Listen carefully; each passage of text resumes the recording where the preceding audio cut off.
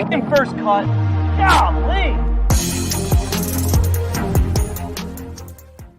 Welcome to the First Cut Podcast. I'm Rick Gehman, and this is our perspective, our breakdown, boots on the ground of the Netflix Cup, being there, watching it on TV, and everything in between, the good, bad, and the ugly. Patrick McDonald here, joining me to break it all down. Hello, Patrick.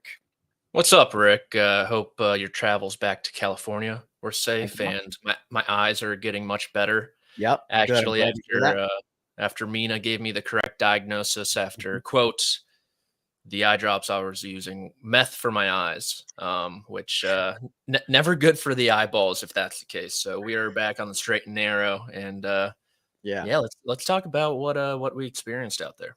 Yeah, so it's always a little bit weird to go to these one-off events because you don't know what's going to happen, right? When you go to a PGA Tour event, you are generally in touch with what could happen, what you're supposed to do, where you're supposed to go, where you're not supposed to go. These one-off events are kind of free-for-alls for being on site because you don't know where the ropes are going to be laid out. You don't know where they expect us to hang. You don't know what access we're going to have or not have. So it's just a huge question mark, and we kind of have to just figure it out in the first couple minutes that we get there. Yeah, I really didn't have any expectations. It felt like golf was really secondary for Netflix throughout the entire week. You think about the welcome party they had, the happy hours, the brunches, all this stuff, and all the lead up to it. And then you look and the golf was only 3 hours. And then after that, there's another event and all this big stuff.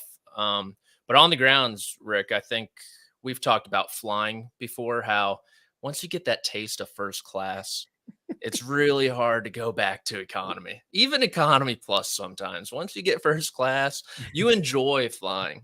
And that's kind of how I felt with being on site at the Netflix Cup, where there's no inside the rope access for anyone.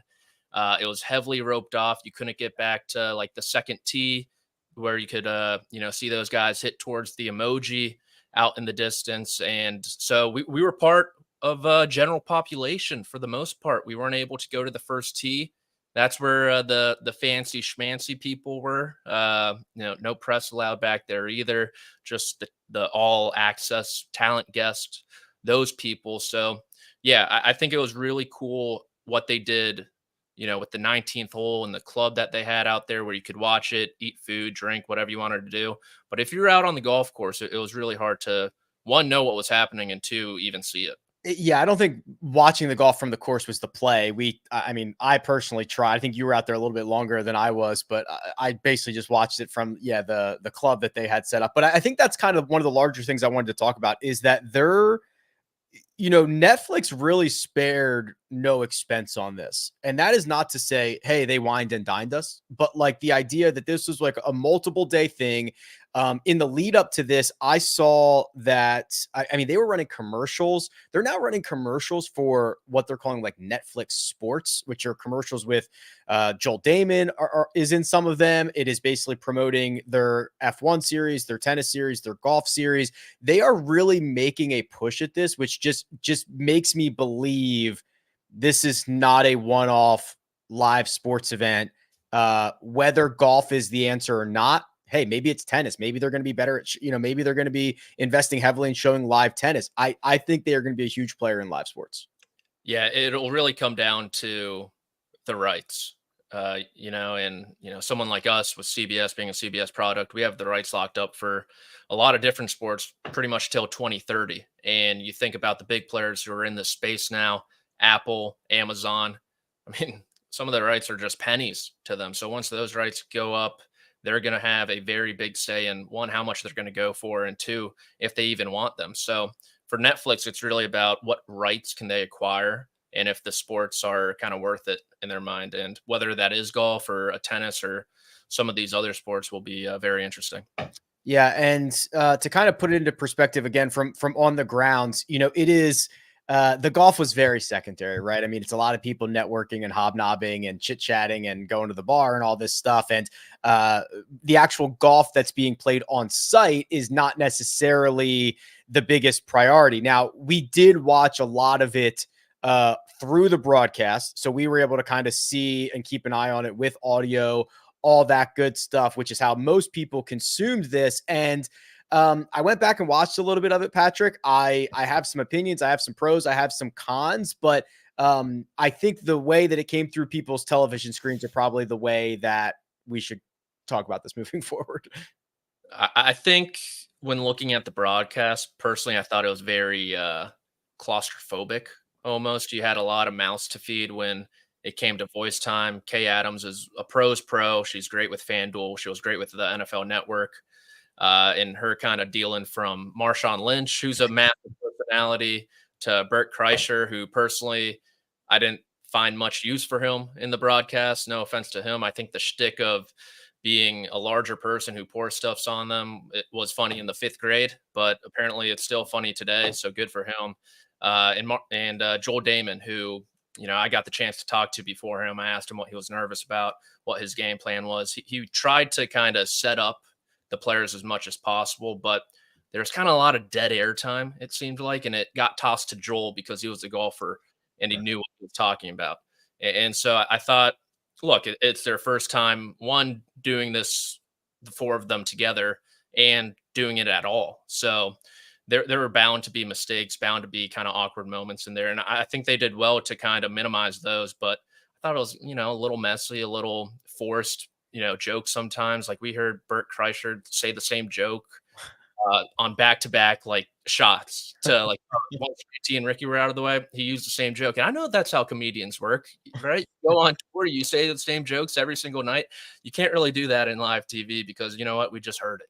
Yeah, that was a little bit of a tough scene. Sorry, Bert. The audio thing is becoming an issue, and it's not unique to Netflix. It's been an issue in previous matches in the past, but it was apparent and kind of ugly and messy early. I think they got a little bit of a beat on it later, but there's this concept, Patrick, that in theory, the idea that everyone can talk to everyone is phenomenal. That is a theory in which if Peyton Manning is on the putting green, he can talk trash to Steph Curry in the middle of the fairway and they can hear each other. Phenomenal. You can have Joel Damon speaking directly to Justin Thomas or Carlos Sainz about an upcoming shot. Phenomenal. In theory, it is a wonderful idea. In practice, I don't believe it has ever really been pulled off very well.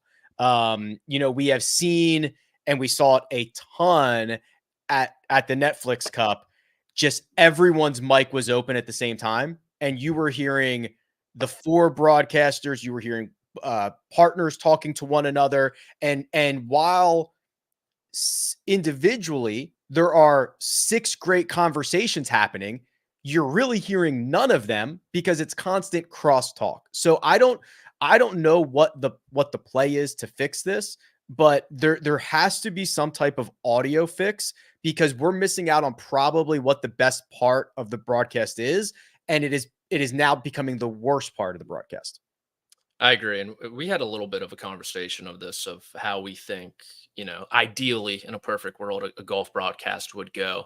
And I tossed to you having 18 people out there, 1 person on each hole, and a Scott Hansen type in the broadcast. Maybe you add another person with him too, but it really falls on the producer's shoulders to be like, hey, let's go out to number 2 right now and have Max and Alex Albon tell them what they're doing. And I think that would probably have been the best way to do it. If it was just all very confusing to me when they chose to do like certain things. Like they had Mark Wahlberg on while guys were playing golf, and they panned all to Mark Wahlberg talking about whatever he was talking about, and then 5-10 minutes later it's like, oh, these guys are on the green now. And so the mics were an issue, and you could hear them like even talking to producers back there, like seeing what's going on.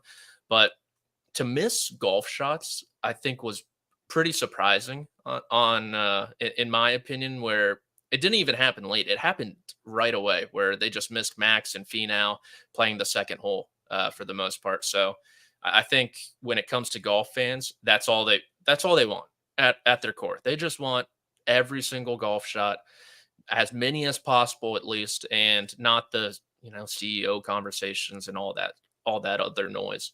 I was jarred at that they missed any golf shots, and they did. I think it only happened early in the match. It was while the Wahlberg interview was happening. We missed those drives and maybe those second shots from the second group. We got a little heavy on the first group early. They started to figure that out, but it is inexcusable to miss any golf shot when there are four guys, four teams out there on a golf course, and you have the entire thing to yourself. It's inexcusable. The other thing that I thought was jarring is that Wahlberg, I mean, that's a sponsored segment, right? Let's call it what it is. It was an advertisement that happened like immediately after play started. They just finished this speed hole, which was at least different, at least interesting. I don't know if you liked it, if you didn't like it, but it was different, and it was a good tie into F1. And then they immediately went into like a sponsored segment full of Mark Wahlberg. I was jarred at that. Yeah, I honestly had no idea. We were up by the green. We had no idea what was going on. We were kind of trying to just discern the situation in live time. If you're watching on YouTube, Josh is showing an aerial. We are in those trees on the right. We are seeing it from there, and we're like, what is these guys are flying down this hole. We did not know at the time it was a speed hole. Yeah, we didn't even know there were lights up there. At least I didn't. I didn't know what was going on at all. And then we're like, oh, okay, they're definitely trying to do something with speed golf. But yeah, I don't know. It felt just like you had Zach Brown there, the McLaren guy as well, and Colin Morikawa came on the scene as well, who he like tossed a joke that didn't really land, and then he had to say that he was actually joking. I don't know if you caught that. No, I didn't see that. Oh, dude, it was vintage Morikawa, where Kay is like, oh, like what happened? Are you okay? And then he's like, well, I've been watching some David Goggins videos and trying some of his workouts, and I just went a little too hard. And they're like, oh, okay. He's like, oh, that's a joke. Okay. A joke. I heard him say the David Goggins line. I don't know who David Goggins is, so I didn't get the joke. I thought he was serious as well. And then I did not hear him correct it. Yeah. Which is like peak Colin Morikawa, that he has to explain to himself or explain to the viewer that it was a joke because no one else understood it. But yeah, I mean, it was fine. I thought they might have, instead of Bert Kreischer, I know I'm kind of like throwing him through the ringer. Yeah, he's on your bad list right now. He's on the naughty list. I thought they should have had an F1 perspective throughout, and I think it could have made the F1 guys a bit more comfortable, made them open up a little bit, because at the end of the day, when it comes to golf versus F1, I know we're playing golf. I know we have Max Homa, Ricky Fowler, Justin Thomas, and really cool guys out there. F1 is much more popular. Yeah. A lot of people there. I likened it to the Super Bowl before it got celebritized, and real citizens could attend the games. When you go to the Super Bowl, I've been to one. It's mostly people who have no idea how to watch football. There's no etiquette in the stands. They're going up and getting food when it's first and goal in the red zone, and you're like, what are we doing here, guys? We're trying to watch football. It felt like that because there were so many F1 fans who had never been to any sort of golf event ever. And so what they wanted to do, they wanted to get as close as possible to Carlos Sainz and Lando Norris, and they did not give a crap about golf. They did not care at all. It's a really good point. The vast majority of the people on site were there for the F1 racers. It was Lando, Carlos. It was not, hey JT, hey Rick. It was very heavy F1. So an F1 perspective kind of in the booth might have been a good idea. And I don't want to harp on this too much, but I do think it was the biggest issue, and I do think it's the biggest thing that you could get to improve. And you nailed it with the Scott Hansen comparison. We are in a world now where the desks are getting bigger, the broadcast teams are getting larger. You flip on an NFL game on Sunday, and I see like 7 or 8 guys behind the desk. I'm like, this is way too many mouths to feed, and it's way too many quarterbacks. And the beauty of Red Zone is that Scott Hansen by himself plays quarterback, and he works very closely with a production team so that he can put them in the right position to succeed. He can show the right thing at the right time. He can make sure he's hitting all his obligations. It is impossible to do that the bigger you get. And we constantly see it in all of golf. it's like, how many guys can we get on the broadcast, when it should be how few can we get on the broadcast? Yeah, it should be the point guard in the booth throwing it to other people on the course. Say, you're out on number 7 the entire day. You know exactly how this hole is played. You know what the wind's doing. You know what putts break what way. You know where guys have been missing. The best place to hit your second, from what angle you should attack this pin from.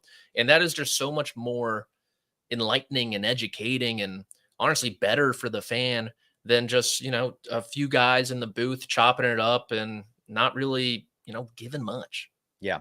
We're going to continue this conversation. I do have a lot more pros from this and things that I thought Netflix did really well. And I want to talk about what their next steps might be. And actually the golf that was played, did it matter, and what our takeaways were from there. But first, we're going to take a quick break and hear a word from our partners. We need the sports news anywhere. We've got breaking news to bring you. Then get your sports anytime you want them. Big trade news overnight to discuss. Because we know you need sports all the time. A lot of movement in the rankings this week. A legend adds to their legacy. We're bringing you that breaking news right here on HQ. CBS Sports HQ, anywhere, anytime, all the time. And we're back. Patrick, for the stuff I beat up Netflix about, and not all of it is unique to Netflix, there were a couple of things that I thought were phenomenal. I thought the one, as expected, the stream holding up in high def or 4K or whatever it was in, no problem. You can expect that from streaming on Netflix. It looked great the entire time. It also felt very cinematic to me when we were watching. There were angles and shots that we don't normally see on a golf course. Maybe it is luxury of only having a couple of guys out there and having full reign of the golf course and not having to worry about it. But we had drone shots, we had cart shots. The way that some of it was framed with kind of that 8K camera that you see at times where it's, blurry in the background and in focus up close, the way that they used the sphere in the shot. I mean, I thought every shot and every camera angle that they had was very intentional, it came across really, really well on screen. Yeah, definitely take the criticism with a grain of salt, given it's their first time ever going into live sports, 2 years into podcasting, and I still suck at this. So, just realize the perspective there. But yeah, like you said, Rick, I thought they had some really cool features. I liked the use of the drone on the first hole in particular with the guys driving. I liked the use of night golf as well. That was something that they used where once the players got to, I believe, the 7th hole, they had a whole segment. And it was like, we're turning on the lights now, completely by design. And when you talk about viewing golf, on TV or on your computer or whatever, watching night golf is sick. Yeah. You don't really need a shot tracer. You can see the balls through the air.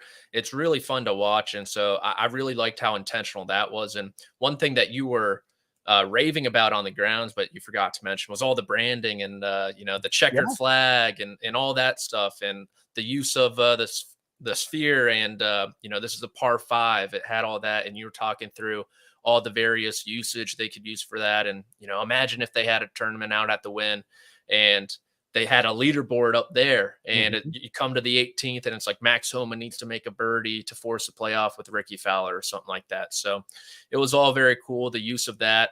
I know that property lost I looked it up, Rick. It was $100 million in its first quarter. I wonder if they squeezed Netflix a little bit, knowing, they need it from 3 to 6 today. I mean, I would if I were them. I mean, it was, and you're right. I mean, first off, the crossover, I mean, the stuff where it was checkered jackets, the logo, when you saw a flag in the logo, it was actually a checkered flag. They did a lot of really good. I mean, the first hole, the lights out thing, there was a lot of really good crossovers between golf and F1. I mean, I love the sphere in general. I mean, it gives funny things, but they also used it as a supplement, right? It was telling you what hole the match was on. As soon as the JT hit his shot to win it, on what they called, the 18th hole, or the 9th hole, whatever it was, the 18th hole at the Wynn Golf Club, the par 3. As soon as that was decided, boom, Carlos Sainz and Justin Thomas, champs, were up on the sphere. I hope they use, because we were talking about using it as highlights, using it as a leaderboard, using it as, Ricky Fowler just took the lead of this tournament. I hope they use it for the F1 race. as a supplement. I can't imagine they won't. If Netflix used it for this, I imagine they'll use it for the F1 race as well on Saturday. So yeah, I thought it was, again, very intentional, very well integrated, and shows that a little bit of creativity goes a long way in this space. Yeah. As golf fans, we do not ask for much. As consumers as well, this day and age, you just want those viral clips. And it's like the one that we have right here, or the one that KP screenshotted with Max lasering. It looked like a freaking smiley face. That's what gets the people going online. And that's what gets the clicks and the engagement. And to be able to use something like that, I mean, it's definitely going to drive interest. The one thing that we haven't really talked about is the actual match. Right. I mean, there were 4 teams that played down to a championship. It was eventually won by Justin Thomas and Carlos Sainz. It's not going to go on their official World Golf Rankings page. It's not going to do anything like that. But was the golf enough of a focus? Does it have to be for what they're trying to accomplish? I mean, we're 22 minutes into this, and we've barely discussed the actual reason we were there. I honestly kind of forgot that Justin Thomas and Carlos Sainz even won, to tell you the truth.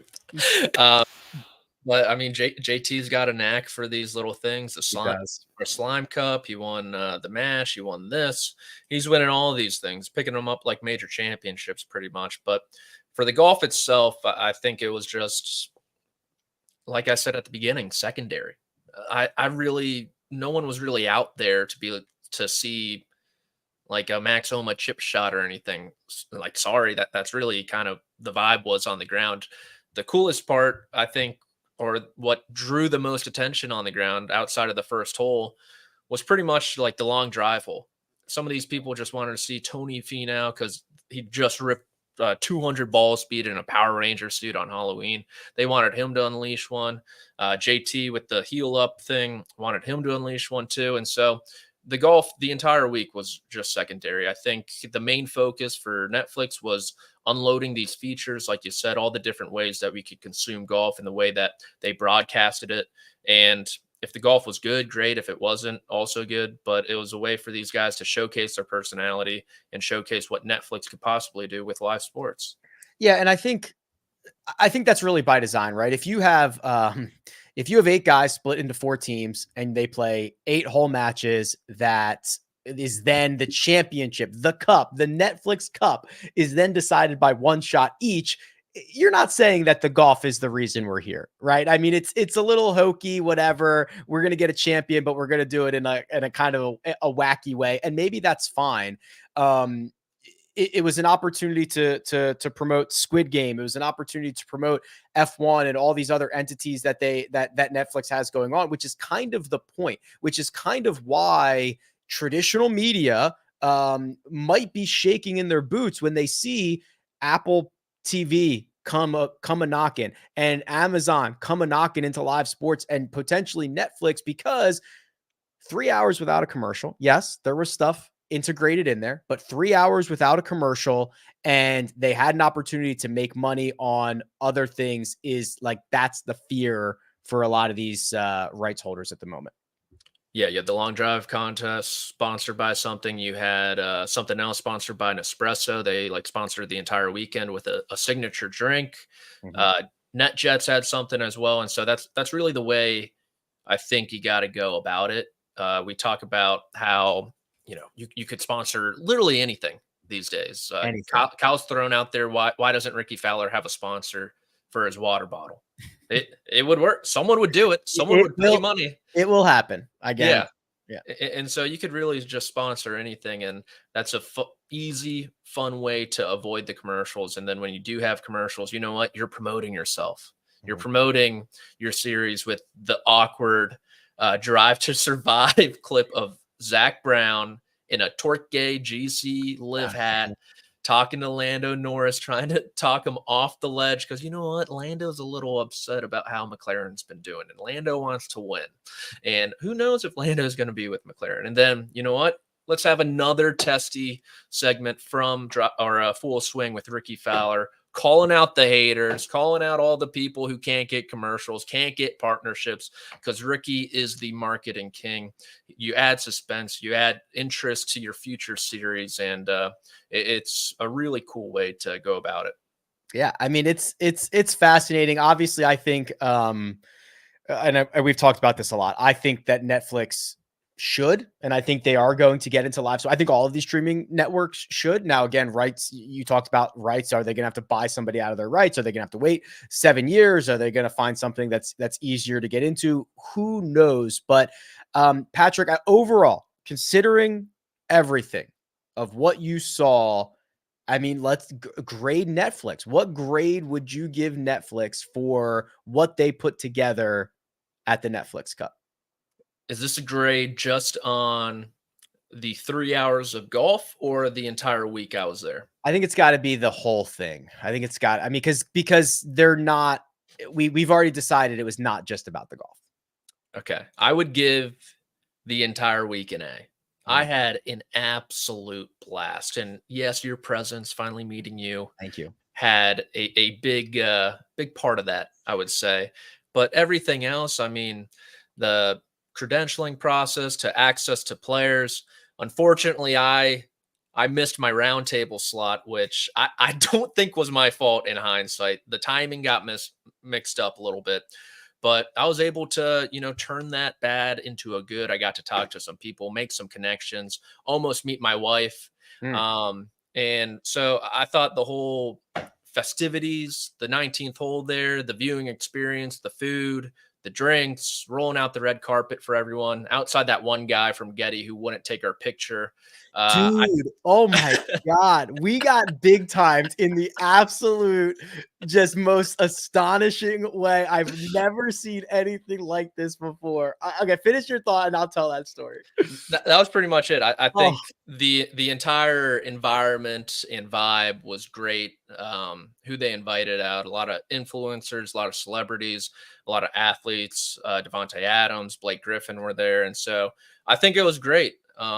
So yeah, I will give it an A, not quite an A plus, but an A. Yeah, I was going to give him like a B plus. Listen, I think the experience was phenomenal. And I also think that they have such an edge where, they did the hardest stuff really, really well. Right? Like the presentation, the stream, the live aspect. I thought Kay and Joel were great. Admittedly, I could probably do without just about everybody else out there. Just let them play quarterback, add an F1 person, whatever. We'll figure it out. But I thought that they did the hardest stuff very well. And there's a lot of room to take it from a good broadcast to a phenomenal broadcast by fixing the audio. So I think there's a lot of room for improvement. Like we said, it's the first time. So pretty bullish there. The story. Okay. So if you ever attend one of these things, I mean, listen, it's like I don't want to say anything that's too derogatory. It's like an ego boosting session, right? They treat you like you're a VIP. They literally at most of the time roll out the red carpet. They give you this credential that you get access to the club where only the VIPs could go, and they feed you, they wine you, they dine you, they do all this stuff. They've got these people, flash bulbs always taking your photo. Like it's like that type of deal. So Patrick and I, we were just like standing inside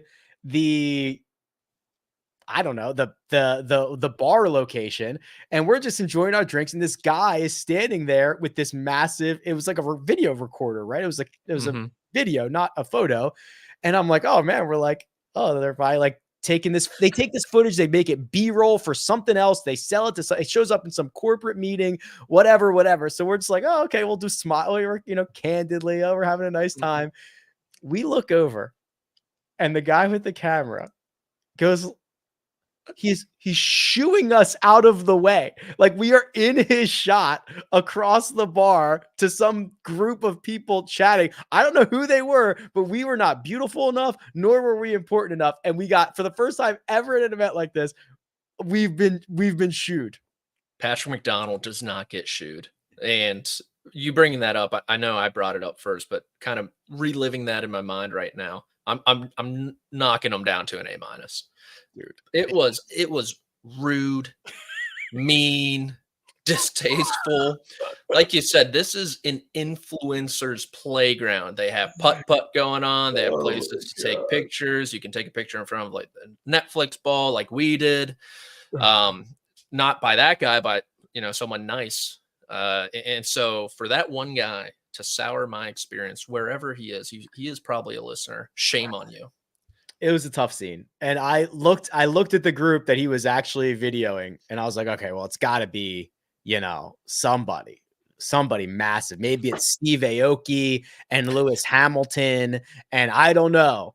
I looked over and I didn't recognize any of those people. So I don't know, Patrick, not us. Everyone's an influencer these days, Rick. You'd have no idea. You walk by someone, they have 200,000 followers on TikTok, and boom, they're at an event.